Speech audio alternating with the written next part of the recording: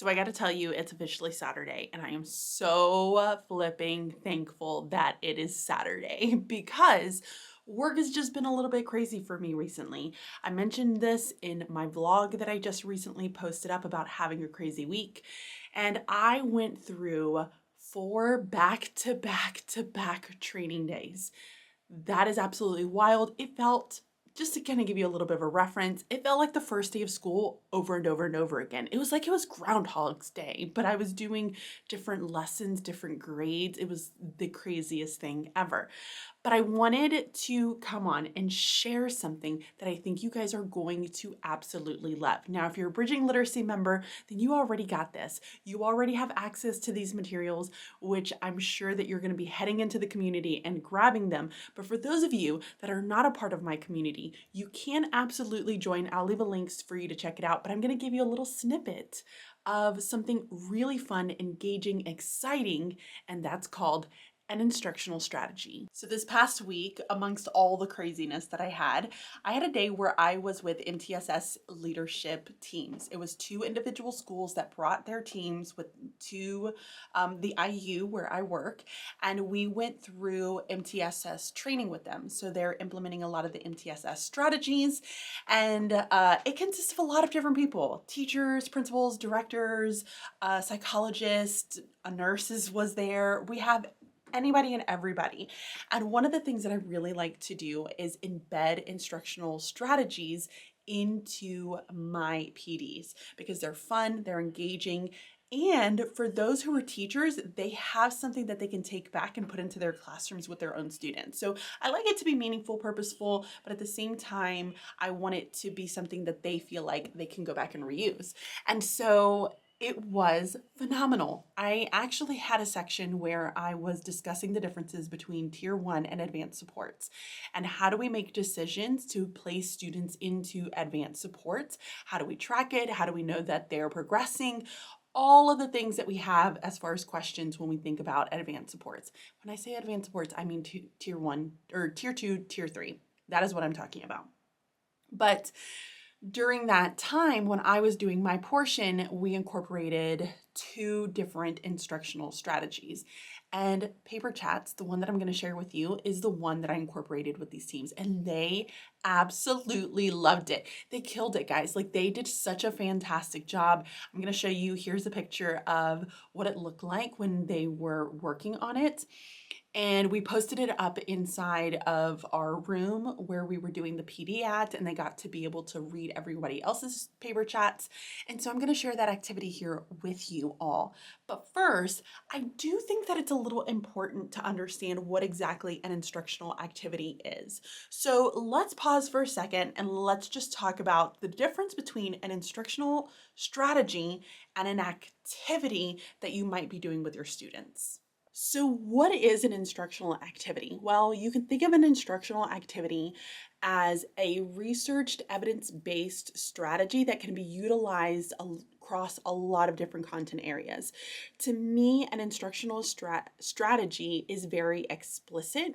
It's higher order thinking skills, and it can be applied to multiple content areas and not just specifically for one content area and one specific skill or strategy. So you can apply them across so many different areas, which is why these are so unbelievably important to kind of keep in your pocket. And that way you can utilize them again and again and again and again. An activity is going to be a little bit different. To me, an activity is something that is lower level thinking. It's not as rigorous for students. It might be something that they do independently, whereas an instructional strategy, a majority of the times, it's incredibly collaborative. So there's lots of oral language that is being built, very much built off of collaboration with their peers. And we all know that when students have the opportunity to collaborate, when they have an opportunity to engage with content, and they're talking with their peers, they're going to be able to process that information so much more than if they were to do that independently on an assignment. I mean, think about it. It's like when you go to a meeting and they tell you to come up with a bunch of activities all by yourself. But then when you start talking with your teachers around you and you're sharing different ideas, new things start to come to light. And you're like, oh, wait, what about this idea? Or what about this idea? It's almost like this like popcorn effect that when you put a bunch of kernels in there together, they all just start popping, and they're popping at different random times. That's kind of what I envision with it. So an instructional strategy is something that you can utilize across all of the different areas of your teaching. It's very rigorous, it's highly engaging with your students, and it's something that you will want to have to reuse again and again. Now, I mentioned earlier that if you're a part of the Bridging Literacy community, then you have access to these. So I recently shared 6 instructional activities with my community, and I'm going to be sharing 5 more instructional activities in the upcoming week that they can utilize for their teaching. And this is the perfect time to be able to embed some of these practices because, one, you know your kids, you know who they are, you know who works well with each other, you can put them into different groups. 2, you need to keep your kids engaged. Between now and the end of the year is the most challenging time to keep our kids engaged.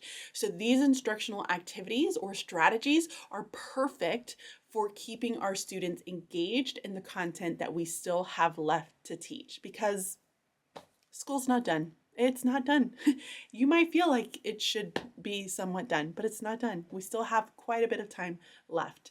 So I want to share a instructional strategy that a Bridging Literacy member and a very dear friend of mine, never actually met her in real life, but Leslie has shared with me, and it's called Paper Chats. Now, Paper Chats is something that she found off of Discovery, and she's adapted it to really fit her class. She teaches 5th grade ELA, and so I took this idea, Paper Chats, and embedded it into my professional development practices with different leaders, but I could also see how this is embedded into our classroom practices. So I'm going to show you what it is, how you go about doing this inside of your classroom, what are the resources that you're going to need, and give you some ideas for how you can incorporate this into multiple areas of your instruction.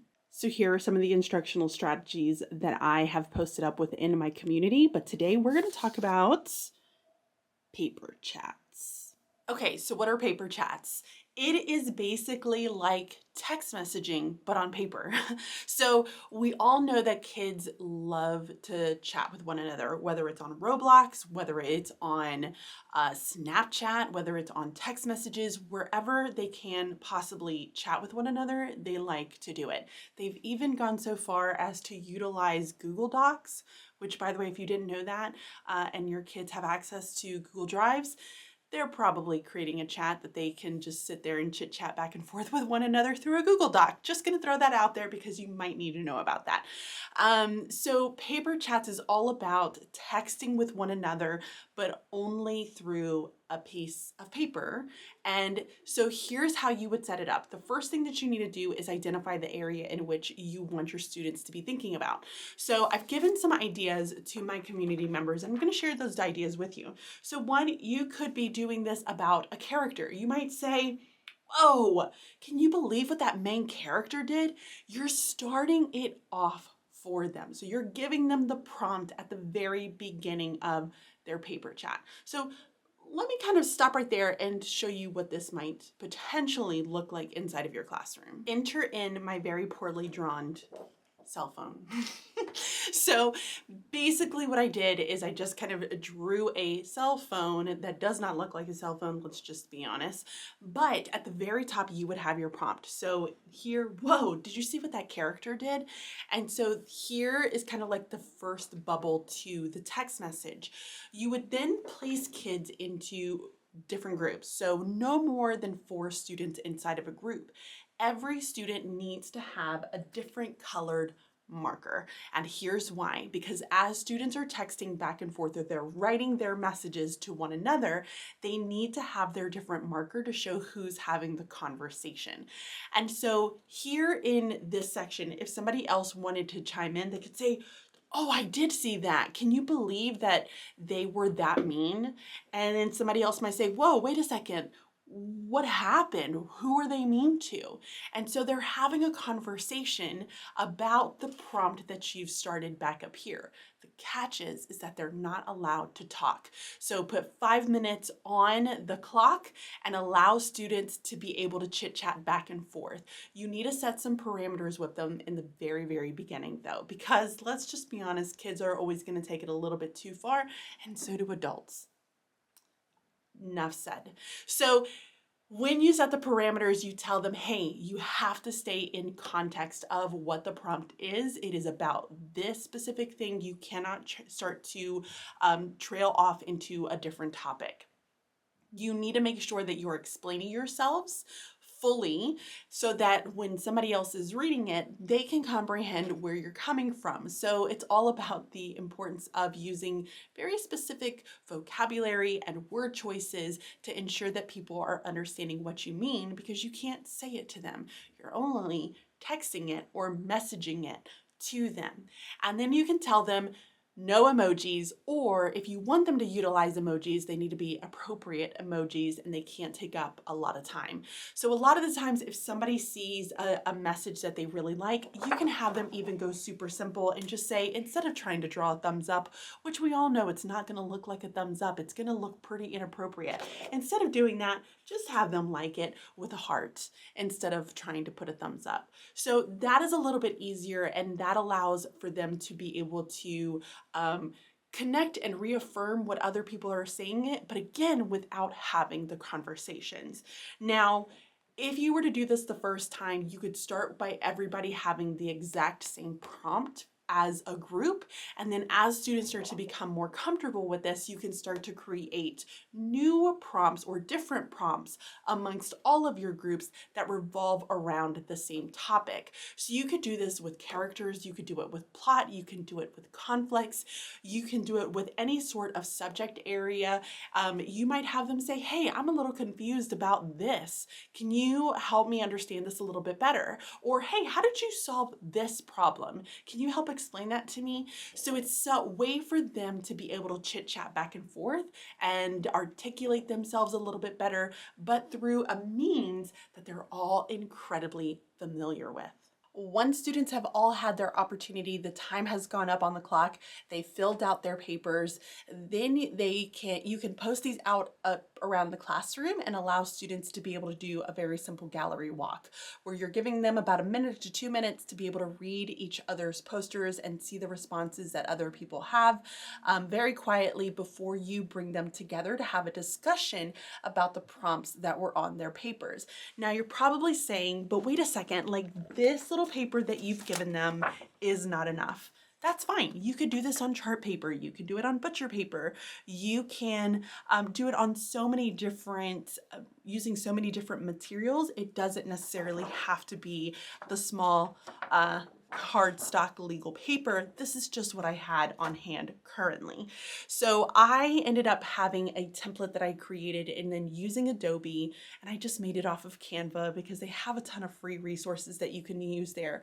But then I printed it or downloaded it as a PDF from Canva, and then I used Adobe to print it as a poster. And so when you use Adobe to print it as a poster, it's going to print it onto multiple sheets of paper. You can then just attach those pieces of paper together using tape or glue or however you choose to do it. And then you have a poster for students to be able to utilize. So it was a really fun activity. Everyone had a great response from it. And when we were sharing this within the Bridging Literacy community, because I had Leslie share about it, everyone was really thrilled and excited to be able to take these back and put it into their classrooms. So I wanted to share it here with you. And if you're wanting to learn about some of the other instructional strategies that we have available within the community, be sure to check out the information on how you can join. If you have any questions, you can always feel free to ask me. But hopefully you can take this back, implement it into your classroom, and then I want you to come back to this video. Let me know how it went. Did your kids love it? Like, did you really enjoy it? And let me give you one more bit of information or tidbit before you go. Use these multiple times. An instructional strategy is not something where you use it once and then you're done with it. Use it over and over again, because as students start to become more familiar with the strategy itself, they're going to be more focused on the content that you're teaching and they're trying to understand a little bit better. So these strategies are meant to be reused. If you need to have some form of like a timeline or guidance on how often to use it, you can use it like once or twice a month. You can kind of just plan for it. Once or twice a month is perfect. If you don't even want to do twice a month, do once a month or once every other month, whatever it might be to really engage and excite your kids. Is what will work best. So you just have to kind of play with how many times you can do it. But I do recommend trying it out at least twice before the end of the school year so that you can get a really good handle of what it looks like inside of the classroom. How do you need to prepare for it? How do you explain this for your students? And then where else can you maybe embed this into your curriculum? So I would love to hear from you. Let me know your thoughts down in the comments. Thank you guys so much for watching this video. I'll be back next week with another one. Bye.